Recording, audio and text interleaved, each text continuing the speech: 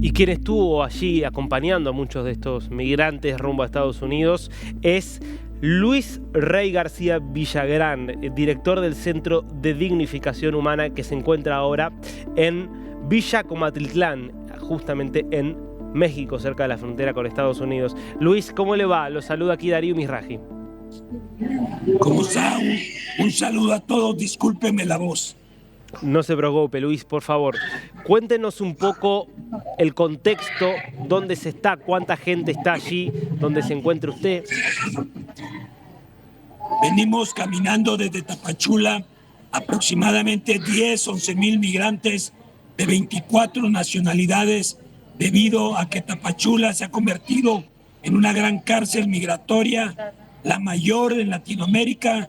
Tapachula es el punto cero de la migración y México ha cerrado las puertas por completo a los migrantes y no hay opción más que caminar por la carretera costera, lo cual es muy difícil y muy controvertido.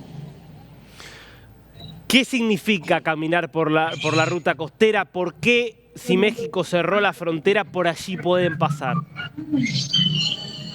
Todos sabemos que hay una reunión muy importante entre México y Estados Unidos, donde para Alejandro Mayorkas, Antony Blinken y Andrés Manuel López Obrador, las mujeres y los niños migrantes, para ellos somos monedas de cambio. ¿Por qué? Porque son las diferencias políticas, incluso económicas, las que se están jugando para aprobar o no aprobar un presupuesto para atender la migración, y tiene tintes electorales, y nosotros no vamos a permitir eso. Perdón, ¿qué es lo que no van a permitir, Luis? El que se nos utilice para decidir si van a dar dinero para atendernos o no van a dar dinero para no atendernos. Por eso estamos haciendo un llamado a la opinión pública de lo que verdaderamente está ocurriendo, y que se muestre que 12,000 seres humanos no son atendidos desde hace más de 6 meses, varados en una ciudad pequeña del sur de México, donde la única opción es salir caminando para que se dé cuenta que lo único que queremos es cumplir con la ley. Nosotros, los migrantes, han pedido asilo o refugio, y el artículo 52 de la ley de migración establece un documento en el cual por 1 año se nos permite transitar por territorio mexicano, y eso es lo que no nos están dando. Hace 6 meses que están estas 11,000, 12,000 personas que han emprendido este viaje. Estuvieron allí, en Tapachula, estuvieron 6 meses. ¿En qué condiciones? Están 70,000 migrantes. 12,000 gentes decidimos caminar, pero están varados 70,000 migrantes en una situación de un nudo humano, donde verdaderamente hay una crisis humanitaria que nadie quiere ver y lo quieren resolver de manera política. Esto es un verdadero problema de crisis humana en esta parte de América. ¿Cuánto duró la caminata desde allí hasta donde está usted ahora? ¿Cuántos días? Llevamos 3 días caminando, entre 8 y 10 horas caminando cada día, donde en esta parte del territorio mexicano hay un sol incandescente. Antier salimos a las 6 de la mañana, ayer salimos a las 4 de la mañana y hoy salimos a las 7 de la mañana. Hay muchos niños, hay muchas mujeres enfermas. Traemos más de 3,000 niñas y niños menores de 14 años. Hay 500 personas en situaciones especiales, minusválidos, mujeres embarazadas, niños verdaderamente especiales que requieren atención médica urgente, y no hay atención del gobierno de México, y la única opción es caminar. ¿Cómo hacen esa caminata? ¿Cómo hacen con el agua? ¿Cómo hacen cuando hay alguien que no puede seguir? ¿Cómo hacen con la comida? La gente nos brinda ayuda, la gente de los poblados nos da pan. Ha habido parte de la Iglesia Católica, pastores evangélicos nos han ayudado con la comida, pero es insuficiente, porque ustedes han de comprender un contingente de 8, 9, 10,000 personas, la gente famélica, desesperada, en una situación difícil. Han habido desmayos, se han perdido niños, asaltan a grupos que se quedan. Es una situación grave que hasta ahora estamos teniendo la oportunidad de dar a conocer al mundo. Hablaba de los asaltos recién. ¿Cómo es lidiar justamente con todos los grupos criminales que actúan en la zona? En México hay dos tipos de crimen. El crimen organizado, que es el propio gobierno en el cual nos está haciendo sufrir de esta manera. Y el crimen desorganizado es los diferentes carteles que están aprovechando. ¿Por qué? Porque el gobierno, al no atendernos, literalmente está dejando a estas gentes en manos de los traficantes de humanos y de los tratantes de personas, que están haciendo una verdadera feria de dinero al llevar a estas gentes hasta Estados Unidos de manera clandestina, abusando de ellos, cobrándoles $10,000, $15,000 y diciéndole que ya cuando estén en Estados Unidos les paguen, provocando la nueva esclavitud actualmente. Esa es la realidad. Ahora, usted dice, son traficantes de personas quienes están llevándolos a este contingente, a esta caravana. Son traficantes de personas los que se quedan y aprovechan para llevárselo. Nosotros, es la única manera de caminar seguros, es caminar como estamos haciendo nosotros. El que le paga a un traficante de humanos, a un tratante de personas, es porque tiene dinero. Nosotros, este grupo, es la gente más pobre de los más pobres, los menesterosos, los que están en la cúspide de la necesidad, los que no tienen dinero para pagar un pollero, un coyote.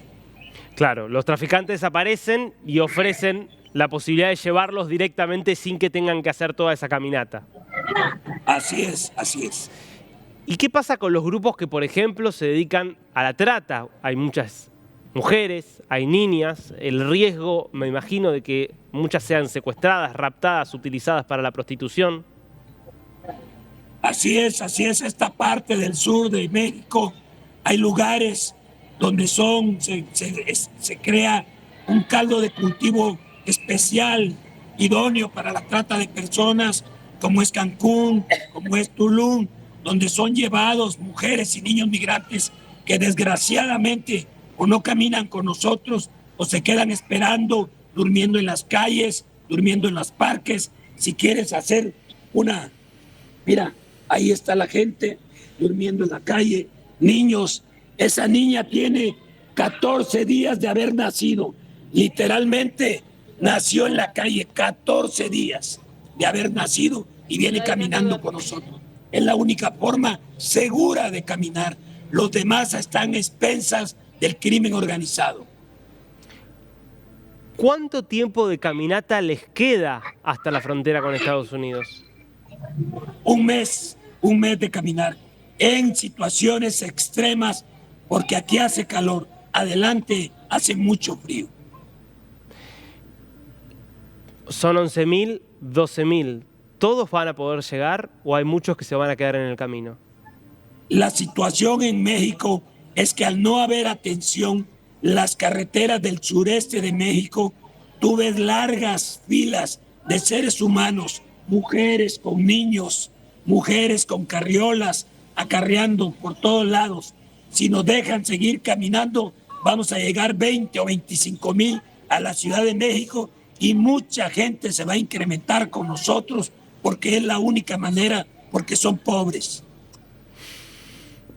¿De qué nacionalidades son? Nos contaba que eran de distintos, pero si nos puede decir la mayor parte, ¿en qué nacionalidades se reparten? La mayoría son de Honduras, de Haití y de Cuba, pero se han unido grandes grupos de ecuatorianos, de colombianos, de venezolanos y alguno que otro brasileño, pero también hay africanos, hay como de 7, 9 países de África y muchos asiáticos, chinos, bengalíes, hay iraníes, hay sirios, hay de todas las nacionalidades. La verdad, hay de todas las nacionalidades. Ahora, ¿cómo termina un bengalí allí?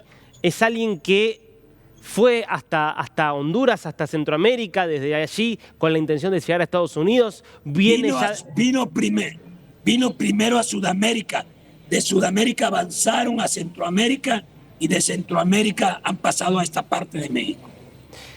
Y se trata de gente, digo, y pensando por ejemplo en los que vienen de Honduras, de los que vienen de Venezuela, de los que vienen de Ecuador, de Colombia, ¿es gente que salió directamente de sus países ya con la intención de ir a Estados Unidos o que viene tratando de probar suerte en otros países y que como no tiene éxito o no consigue en ningún lugar estándares mínimos de bienestar, decide ir a Estados Unidos? Así es, ya mucha gente ha decidido quedarse en territorio mexicano, pero esta parte del territorio mexicano es la más pobre, es la más olvidada. Todo mundo sabe que tiene que avanzar de la Ciudad de México para adelante, donde las condiciones económicas, laborales serían muy diferentes. Hay mucha gente, sobre todo la gente de Haití, que ve en el sur de México una oportunidad, porque las condiciones en Haití, pues es el país más pobre, tal vez del mundo, y esto en México les da oportunidad de vivir, mas no así a otras nacionalidades. Ellos quieren avanzar y lograr el sueño americano. Ahora, desde Estados Unidos, el mensaje es claro. Si quieren venir, tienen que pedir la solicitud de asilo y solamente una vez que se las concedan la solicitud de asilo, pueden ingresar. ¿Por qué no esperan justamente a ser aceptados antes de emprender este viaje? 5,000 de los que caminan con nosotros ya tienen el reconocimiento de la calidad de refugiados ante la Comisión Mexicana de Ayuda a Refugiados. Pero no los dejan caminar porque Migración les tiene que entregar una tarjeta. Es una cuestión verdaderamente ilegal. Lo dice el artículo 52 de la ley. Lo que pasa que hay una opacidad de la realidad. Estas gentes ya han ido a pedir refugio y están reconocidas, independientemente de lo que le diga el Estado mexicano, lo que diga Estados Unidos. Pero la realidad es que esa política de decir que tienes que pedir asilo, o tienes que hacer esto, o tienes que hacer lo otro, es meramente electoral. Todos sabemos que estas órdenes de detener a la migración de parte de Joe Biden son cuestiones únicas y exclusivamente electorales. Él quiere ganar la próxima elección y la bandera de la migración, de la retención, es la mejor bandera que él puede presentar. Ahora, Luis, voy a ponerme por un momento en el otro lugar, en el lugar del que recibe. Y yo estoy viendo que en Nueva York hay una crisis habitacional sin precedentes, producto de que han llegado más de 100.000 migrantes en un lapso apenas superior al año. Y el alcalde de Nueva York, Eric Adams, que de hecho estuvo en México, estuvo visitando distintos países de la región, dice: no tenemos capacidad para recibir a más migrantes, a más solicitantes de asilo. ¿Qué es lo que le dice usted a esa persona? Porque la verdad es que tampoco un país, por más rico que sea, puede seguir recibiendo indefinidamente a gente si su propia población, a quien responden los gobernantes, le dice: no podemos más. Estamos acostumbrados a vivir en granjas llamadas ciudades, pero Estados Unidos tiene mucho territorio. México tiene mucho territorio. Lo que pasa que nos han hecho creer que la migración consiste en un problema. Si todo mundo quiere ir a Nueva York, pues se va a colapsar. Lo que está ocurriendo, por ejemplo, con Tapachula. Tapachula es una población de 400, 500,000 habitantes, donde estando 80,000 migrantes varados, la colapsa. Así lo mismo en esta situación. Pero los Estados Unidos, con el poder económico que tienen hasta ahorita, podría diseminar toda esta población en todo su territorio y que no se darían ni cuenta de que entraron en este año 2 millones de personas. El tema es político y cuando toca la política y los políticos deciden, lo vuelven un problema. Pero usted dice, podrían diseminar a toda esa población por el territorio. ¿Cualquier persona estaría dispuesta a ir a trabajar un pedazo de tierra en Texas, primero? ¿quién le daría ese territorio, esa tierra? ¿Tendría que ser el Estado que expropie esa tierra y se las conceda? Segundo, ¿todos saben trabajar la tierra? ¿O están muchos pensando en que podrían hacer trabajos, por ejemplo, en el sector de servicios y para lo cual sí tendrían que ir a las ciudades? Digo, ¿no es un poco más complejo el problema? Es complejo, es muy complejo. Hay una diversidad de situaciones, hay una diversidad de suposiciones que qué podría pasar. Pero para eso deben de sentarse los políticos con todos los actores que tienen que ver a la migración. ¿Por qué? Porque sí hay lugar y sí hay trabajo para todos, siempre y cuando se considere el lado humano de esta situación. Nosotros lo vemos por el lado humano.